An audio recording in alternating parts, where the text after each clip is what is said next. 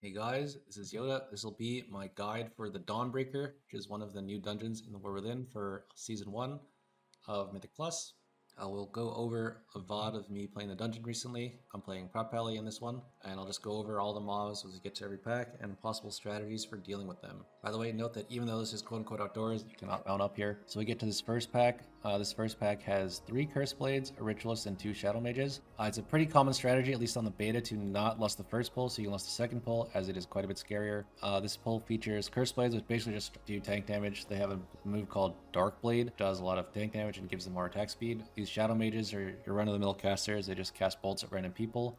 They also have a move called Encroaching Shadows, which applies a curse that is a slow and does some on-hit damage. So, try and kick it. If it goes off, you can decurse or freedom it off. This Ritualist is actually the main scary mob of the pack, so we cast Tormenting Ray. Doesn't say who it's on until it's actually going off. And as you can see here, he's putting one on the Warlock, and I think one is on me. I'm not quite sure where the other one is. But if the Ray is on you, then you're taking massive damage, so be careful for that. He also has a move called Stygian Seed, but I think he actually didn't even get one off there, so we'll move on from him. This will be the second pull that we're coming up to here. There's an extra mob here called the Commander. The Commander does a nasty tank hit, which is called Tainted Slash. It applies a bleed, does a lot of damage on pull, or on application. He also has a kick called Abyssal Howl.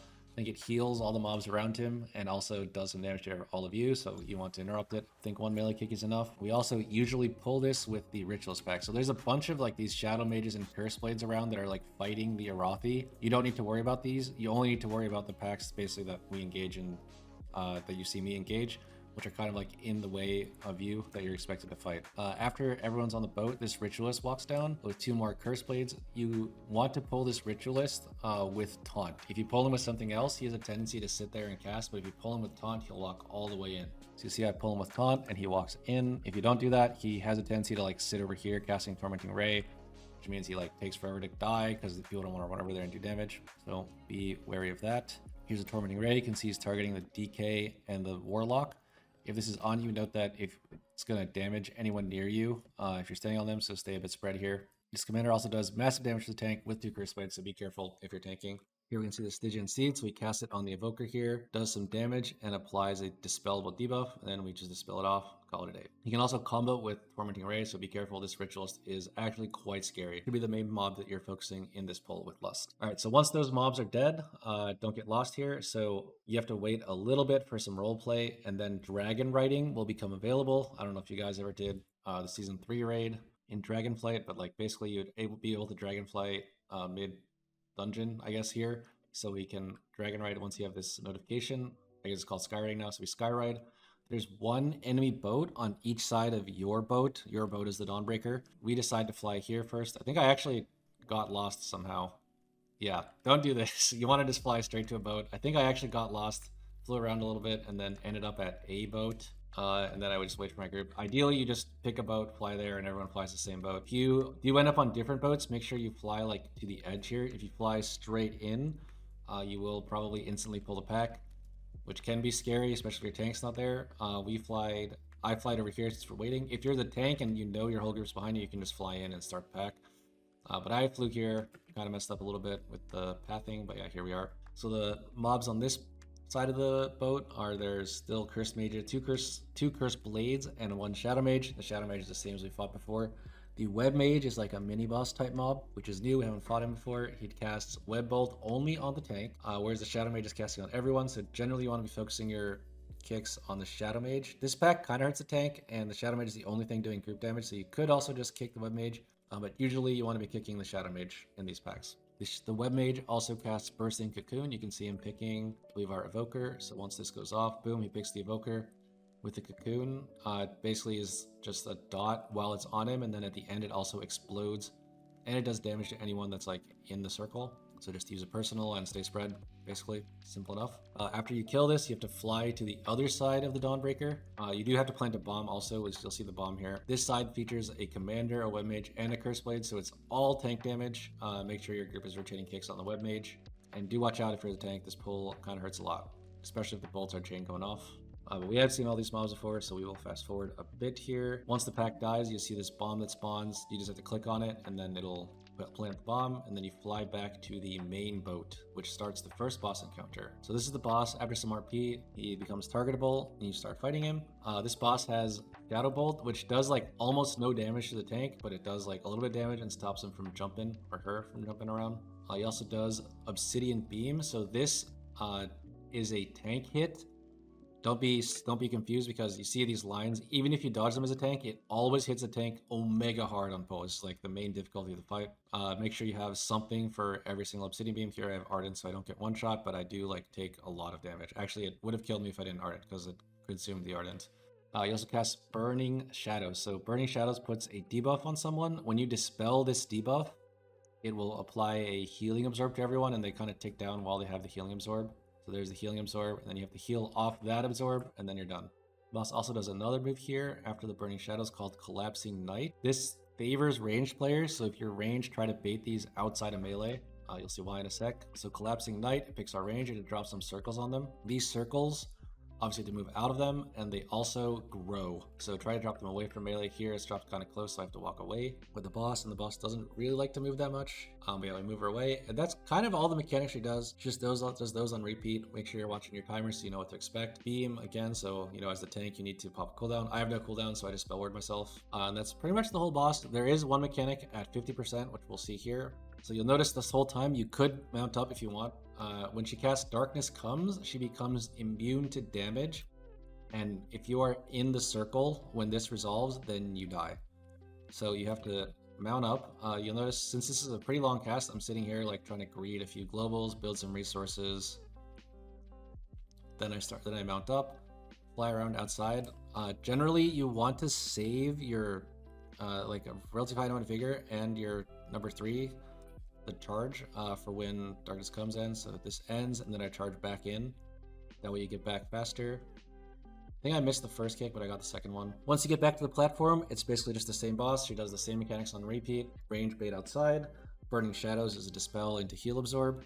And then Obsidian Beam is like the 3 lines that you have to dodge, and also a tank hit. If you're kind of close to the boss with these circles, you can get cut off. Like sometimes, imagine if the boss is like over here, and then these lines are like forcing you to run into the circle. It is better to take the circle than the line. If you take the line, you're like almost certainly dead in those situations. And better than that is just like running out of melee so you don't get hit by any of those. All right, so we finished the boss. She casts Darkness Comes again, and then we can mount up and go wherever we're planning to go next. My route goes to this house first. The reason for this is after that boss dies, you need to clear 3 mini bosses, kind of similar to Court of Stars, except you don't have to like spawn them. There's where they are, you just fly around and then you kill them. The reason I go here first is because that boss was kind of easy to heal, so we have most personals and healing cooldowns up, so we want to go here to put our healing cooldowns on cooldown. Then we do like a healing break pull that's hard for the tank, then we do like a pull that's hard for the healer, then we do a pull that's hard for the tank, etc. Kind of in that order. So we land here. This house, by the way, is really close to a bunch of packs. If you're like a class that has propensity to pull packs that are not in combat, be very careful. Here I was like telling my group, be very careful, don't pull out of combat, don't pull random shit. And then, you know, the first thing obviously that happens after I say that, boss pulls somehow. So this is a wipe if the boss pulls. Basically this boss, if you don't kill the mini bosses before you pull the boss is like omega empowered, so it's just impossible to kill her. So we do wipe there, and then we fly back and do the pull as normal. So this pull features 2 tacticians and a mini boss, and sometimes a couple slimes. These are all immune to CC. This mini boss casts Shadowy Decay, which is pulsing AoE damage on the group. They all have like one special move, and this one's is the AoE hit on the group. And all of them cast this Abyssal Blast, which applies a dot to the target. It does like some initial damage, then it applies the dot while they're ticking down. Also featured in this pull are 2 tacticians. So these tacticians have 2 moves. One is the frontal, which you see black edge, just point it away and then dodge it. It's always at the tank. And the second move they have is the Rage. It's called Tactician's Rage. It is a rage, so you can track it and maybe soothe it if you're playing with a soothe. It increases their damage done by I think like 100% and reduces their move speed by 50. If you want, you can kite this. In this particular pull, I tend to want to keep them stacked on the mini boss, so they're like die together. But if there's like more of them or there's no mini boss, then you can kind of kite this. This pull is kind of hard for tanks, mainly because of the tactician and there's like low target count. So if you're like getting funnel from extra mobs, you don't get that here. There are some of these blobs on the side. If you do accidentally pull them somehow, keep in mind they do cast this Congealed Darkness, which is just a bolt. If that goes off on someone and it overlaps with the mini boss ability, they're probably dead. After this, I like to do a pull at the church, which you'll see in a moment here. By the way, this dungeon is super open. After the first boss dies, you can kind of just fly anywhere in the city and pick like whatever mobs you want to fight. This is just the route that we did on beta, so I'm sure there's going to be something better that comes out once we do live keys. I do particularly like this pull though because it just has a bunch of tacticians that are like kind of freak out. I'm trying to like pull these from the side because I've never pulled them from here before. Turns out to be impossible, so I just force into the wall. Yeah, don't worry about this. Normally you would just start here, tag these, and then run through this pack. But I was trying something new here, which didn't work out. So this pull features a bunch of tacticians and 2 shadow walkers. So these shadow walkers are nerfed from the first iteration, but they have one move, which is Umbral Rush. It just does 2 hits of magic damage on the tank. It used to be like incredibly deadly, but they halved it, so it's not that crazy anymore. This pull also features a Dark Caster, which has 2 moves. One is the shield he puts on himself, and the other one is a beam. They're both kickable, and there's the only mob to kick in this pull, so basically just, you just kick him and that's it. There's also this Manifested Shadow. So the Shadow has a mechanic where I think he either loses or gains mana throughout the pull, but either way, if he survives long enough, he starts casting Dark Echoes, which is an AoE pulse on the group. If he doesn't live that long, then all he casts are some swirlies on the ground and the Abyssal Blast.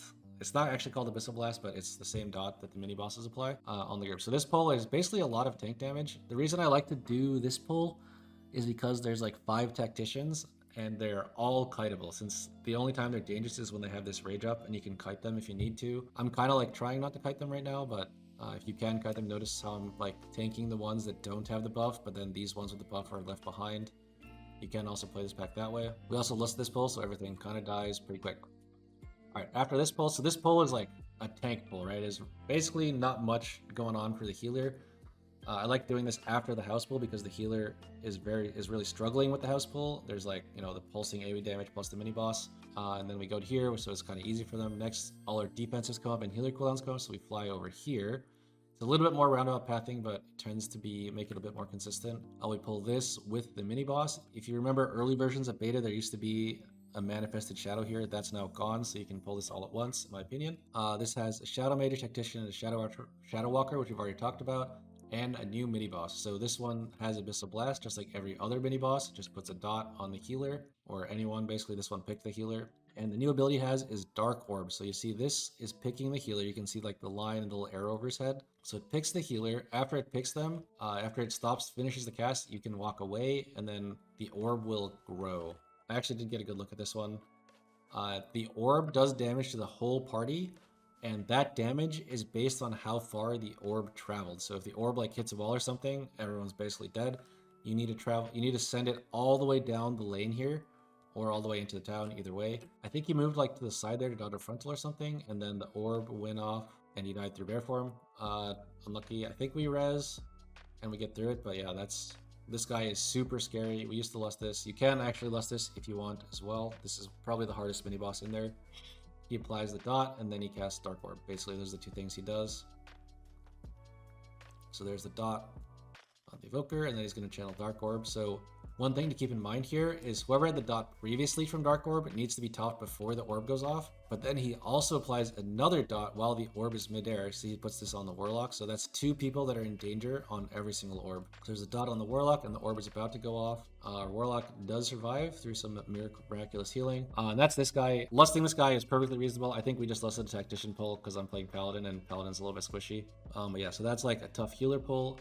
Next we fly to the back of the church. This used to have 2 Manifested Shadows, now only has 1, so we're going to bring it in here. This features just more of the same mobs that we saw before. There's 2 Manifested Shadows, a Tactician, some Shade Walkers, and 2 Dark Casters. So you just kick the Dark Casters, make sure the Shadow Walkers don't kill you with their Tank Buster, and there's the Tactician, so dodge frontal, and watch out for the Rage buff. Generally in these pulls, if there's ever a Manifested Shadow, you want to be focusing those down, because they put out the unavoidable dot on your team. Also, if they live too long, they start casting Dark Echoes, which is pretty scary. I wonder if these actually live long enough to cast Dark Echoes. I don't think they did, because it's kind of a bit of a low key. Oh, there he goes. He was about to cast it there, but then he died. I think this guy might cast it. There you go. It's actually not called Dark Echoes, it's called Dark Flows? Dark Flows. Boom, pulsing damage. If they ever overlap, it's kind of scary. Then I pull the mini boss. So this one is The same as the other two in that he casts Abyssal Blast. You need to kill him before you fight the boss, but he is a lot easier for the healer because his main skill is Terrifying Slam, which is just a tank hit. It is a very large radius, so your group kind of has to walk away, or you kind of have to walk away either way. And it also knocks you back. Here I'm trying to tank it like against the corner, so he knocks me into the wall. If you don't do that, you will get knocked, and then you can potentially pull extra, so be careful for that. It also has a physical and a magical component, so also keep that in mind. If you have both DRs basically work, but only work on like half of it. Although physical or magical absorbs are very strong against them. Alright, after this, they did change the dungeon, so we need way more count, and I decided to do the left and right pull here, so I'm pulling the left and right side of the church. Just more mobs that we've already seen. There is a Dark Caster, Shadow Mage, 2 of these elementals, the Manifested Shadows, and some Shadow Walkers. So basically just focus the Manifested Shadows so they don't kill people, and do kicks, and that's it. Alright, so after this, the boss is now pullable. There is one particular spot that we've been liking to play the boss. Obviously, do remember, this is a very open dungeon, and the boss has a very long patrol, so I'm sure there will be some like other location to fight him. But we decided we like this one for a few reasons. So this boss has all the moves of the previous mini bosses he fought, except for the dot. It doesn't put the dot on anyone. So I like to fight him against the wall for the Terrifying Slam. And then we also kind of fight him like on this lane for Dark Orb. Make sure you're shooting it like kind of diagonally if he's tanked against the wall like this. So the Dark Orb doesn't crash into a wall early. There's the Dark Orb, boom. And then it also casts Terrifying Slam. That's a tank hit. Make sure you have a cooldown running. Then also casts Dark Orb and Shadowy Decay. As of now, I think the timers for this boss are not perfectly updated, but it's kind of hard to predict what he's going to do. But there is a predictable order. I'm sure that timers will be updated eventually. Here's Animate Shadows. He spawns a bunch of ads, so just, you know, get aggro. You also do need to do interrupts on these or AoE stops. This Congealed Darkness overlapping with an AoE hit will be very dangerous. Also of note, this boss does have both Dark Orb and Shadow Decay, and they eventually line up, so that's a really scary overlap. That's what you want to have like your biggest cooldowns for. Here's a slam. I think he does the overlap pretty soon. Okay, this is like a mini overlap. It's like Decay into Orb, I think. Yeah, Decay into Orb, just top before the Orb, and it's all good. By the way, this applies to the mini boss too. If you stand in the path of this orb, it applies a really nasty dot. It doesn't straight up kill you, but the dot does hurt a lot, so you will probably die. But it is like healable / immutable, so keep that in mind. I do notice on this boss, the tank slam and the Dark Orb going off tend to like line up. So watch out for that as the tank. You might not be topped for the tank slam going off. I believe this is the overlap coming up. So yeah, he spawns ads, then he shoots the orb. While the orb is midair, he starts casting Shadowy Decay. So then we're like not topped at the start of Shadowy Decay. This is where you want to use your big personals. And that is pretty much the whole boss. All right, after that, we fly back to the Dawnbreaker to fight a mini boss. This one is very scary because he casts Tormenting Beam. I think it might do more damage than the Ritualist from before. It might not. I don't really know. This is Tormenting Eruption. This is what we're talking about. He puts 2 debuffs out. It looks like it's doing crazy damage. Make sure you're spread out, actually. Notice how our Druid isn't picked here, but he's still like almost dead from these explosions going off. Make sure you're not stacked here. Otherwise, it'll do a lot of damage. And that's basically the only real mechanic from this Architect. He just keeps casting that. Night Bolt, obviously just interrupt, and the Eruption. So he does also spawn ads with this Usher Reinforcements. But of note, I'm not tracking it, but every ad that he spawns has a debuff on them that makes them do like 80% less damage and have 75% less health or something. And that, I'm not 100% sure on those numbers, but they have like extremely reduced. They're basically like very weak mobs that don't really do much. Obviously, like still try and get aggro, but prioritize interrupts on the mini boss and mainly worry about Tormenting Eruption. This is the main thing that kills people here. The ads don't actually do that much. You can even let like Tank Pit go off on some people, and it usually won't kill them. But yeah, just make sure you're watching out for this Tormenting Eruption. Don't stack, make sure you use personals. After he gets to 1 health or dies, he spawns the boss. And this is the last boss of the instance. So we'll pull the boss here. This is the same enemy, by the way, that you fight in the raid. He has Expel Webs, which is just lines, dodge, XD. If you stand in it, you get rooted. Rolling Acid, so this picks a person. The side that has like this little green thing is the side that it's going to hit. So you want this guy to run over here and you guys are on the other side of him. Once it lands, I believe it always stuns the target and it'll like knock you if you stand in these waves. You also get some bombs here. The way you phase the boss is by throwing 6 bombs. Every bomb does like a set % of his health. There is a tactic we've been using. So phase 1 is generally considered easier than phase 2. So if you choose to only throw 5 bombs out of 6. You can let 1 bomb go off, and then the boss will stay in phase 1 for 1 extra set of bombs. But in order to do that, you need to let 1 bomb go off. So we usually let 1 from the first set go off. These bombs are like not really on screen because I'm tanking. You can't really pick them up as a tank because if you leave melee, the boss does Tacky Nova, which is just massive damage to the group. Generally, your ranged DPS are handling the bombs. Do note that while they're in your hands, you take damage, so as soon as you pick it up, you want to like walk up to the boss and throw it immediately. I'm not sure we actually let 1 bomb go off there. I think we actually just 6... Oh no. Okay, we actually do just throw 6 bombs and phase him. So one tactic you can do is to let, as we mentioned, only throw 5, let 1 go off, and then he'll spawn like a 3rd set of bombs you can wait for. He also does a move, by the way, in this phase called Erosive Spray. That's the main healer check of the fight. Let's go back so we actually see it. This is the Erosive Spray. It does some pulsing damage as it's going off, and it applies as ticking dot, like a stacking dot. It goes up to 3 stacks. So once like the application is over, you still have to heal through the dots. This is the main healing check of the fight. All right, so once you throw 6 bombs, whatever percent is at, by the way, phase 1 damage does matter. I saw some people confused about that. The bombs always do the same percent of his health. I'm not quite sure what exactly percent it is, but he always takes the same damage from the bombs. Just that his health is like a really large number, but he like dies at 60, and the bombs do a decent portion of it, so like the actual amount of damage you need to do is kind of unclear. Once you throw 6 bombs, he flies away. You can Dragon Ride again, and you want to be taking the path that I'm taking here. Basically just follow him. There is some things you can do with flying straight to where the boss lands, but it's kind of risky, so don't do it. Also, I'm like trying to game one of my buffs here, so you see me like landing and using finishers. You probably don't want to do this because it's really risky. I know, just doing this for memes because it's on beta. While you are flying to the boss, you want to fly through these orbs. If you notice that I have his debuff here, if this ever hits 0, then you die, basically. And flying through the orbs refreshes it. We're flying through the orbs to make it to where the boss lands. Basically just follow the path of orbs and you should be good. The boss eventually lands here. He starts casting Acidic Eruption. I've never actually seen what happens if this goes off, but I assume it's a wipe, so make sure you kick. Same as phase 1, you need to stay in melee of the boss, otherwise, he casts Tacky Nova and wipes the group, basically. He still has Rolling Acid, which you drop off on these sides, but he has a new ability that we're about to see, which is Spinneret's Strands. So he picks 2 people. By the way, this is a hidden aura for some reason, so like if you have a weak aura that tracks debuffs like me, it won't show up. It picks 2 people with this, and then it does like kind of have a decent amount of damage to them, and then when it goes off, and it also drops this poop on the ground. The poop actually ticks quite fast, so if you have a movement skill, usually you want to drop off the puddle first, then use your movement skill to get out so you don't get ticked by this. So it's basically an extra damage event added to the group. He still has Expel Webs, just dodge. And he also casts Rolling Acid. So one new thing about the Rolling Acid is if this Rolling Acid hits the webs, it clears them. So ideally you're dropping this web off all the way on the side, and then you can just use the Rolling Acid to easily clear it. If you drop the webs off in the middle, then either it's going to be there forever, or you need to hit the whole group with Rolling Acid to clear it. Or like maybe not the group, but like the whole platform. We do end up dropping a web here, so obviously it's like not ideal, but it's still playable. You can just kind of hug the wall and you'll be fine. And that is the whole boss.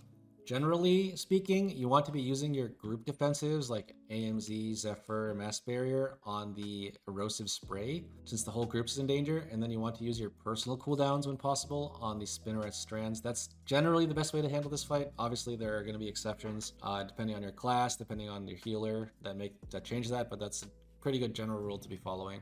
Once the boss hits 59 point something, he dies, and then that's the end of the fight.